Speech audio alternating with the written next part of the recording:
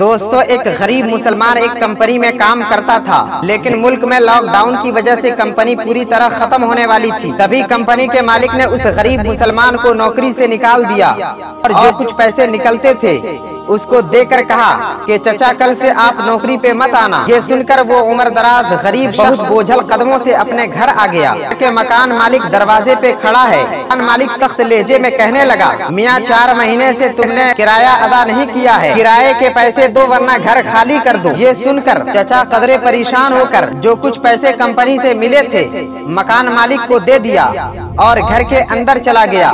तो बेटा कहने लगा, अबू कल से रमजान शुरू होने वाला है, आप रमजान का सामान कब लाएंगे? लोग भर भर कर बाजार से सहरी और इफ्तार का सामान ला रहे हैं। इतने में बेटी आकर कहने लगी, बाबा आपने कहा था इस रमजान फ्रीजर लाओगे, कब ला रहे हो? चचा का एक ही जवाब था, घबराओ नहीं बच्चों, अल्लाह जब हमें देगा जरूर लाएंगे इंशाअल्लाह। सहरी का वक्त हो चुका था। सहरी में वही बासी रोटियां और रात का बचा हुआ सालन सबों ने मिलजुल कर खाया और रात भर इबादत में लगे रहे।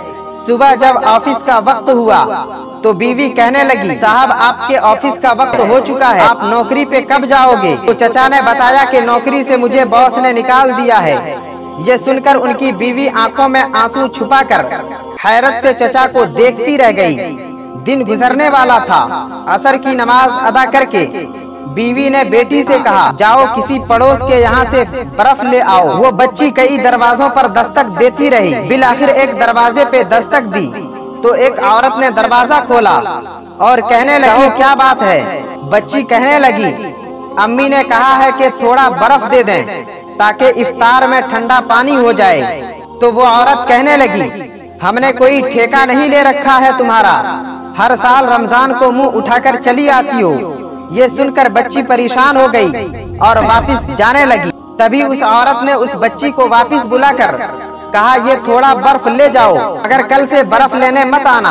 बच्ची बर्फ लेकर घर आ गई और अम्मी जान से सारी बातें सुनाई। की माँ मगमूम होकर सारी बातें सुनकर ही रह गई। अब हर रोज इफ्तार में गर्म पानी और चंद खजूरें लेकर पूरा घर इफ्तार कर रहा था। 10 दिन गुजर गए कि एक दिन बेटा कहने लगा, आज से मैं मस्जिद में इफ्तार करने जाया करूँगा, वहाँ लोग बहुत उम्दा उम्दा चीजें लाते हैं, फल फ्रूट मेवे, पूरा दस्तरखान भरा होता है। तो अम्मी ने धीरे से मना कर दिया।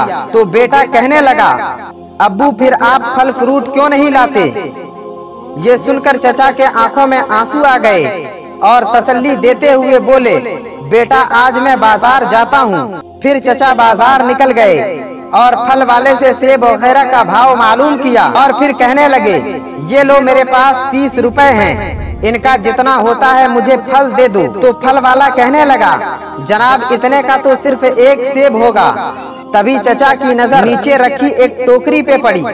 तो चचा ने फल वाले से कहा, ये पैसे रख लो और मुझे नीचे वाली टोकरी दे दो। फल वाला कहने लगा कि ये खराब फल हैं जो मैं अपनी बकरी को खिलाता हूँ, आप इसका क्या करोगे? चचा कहने लगे कि रमजान के 10 दिन गुजर गए हैं, तक मेरे बच्चों ने कोई फ्रूट नहीं खाया है। ये सारा मामला कंपनी का बॉस छिपकर देख रहा था।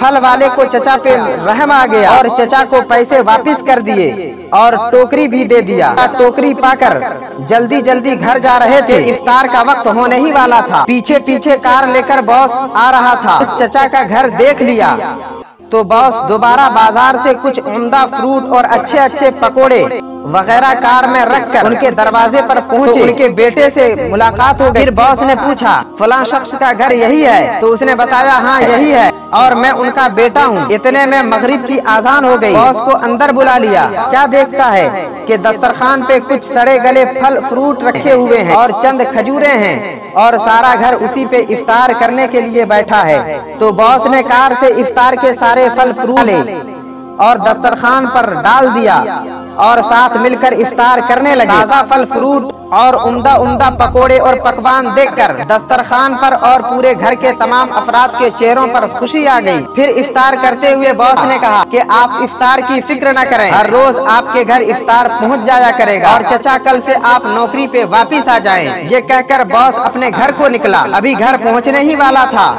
कि बॉस के मोबाइल पे फोन आता है। दूसरी कंपनी का मैनेजर ये कह रहा था कि सर आपके अकाउंट पे 20 लाख रुपए ट्रांसफर कर दिए हैं और बकिया जो पैसे हैं वो ईद के बाद आपको ट्रांसफर कर दिया जाएगा। दोस्तों, एक छोटी सी नेकी का इतना बड़ा अज्र मिला। डूबी हुई कंपनी दोबारा पटरी पर वापस आ गई।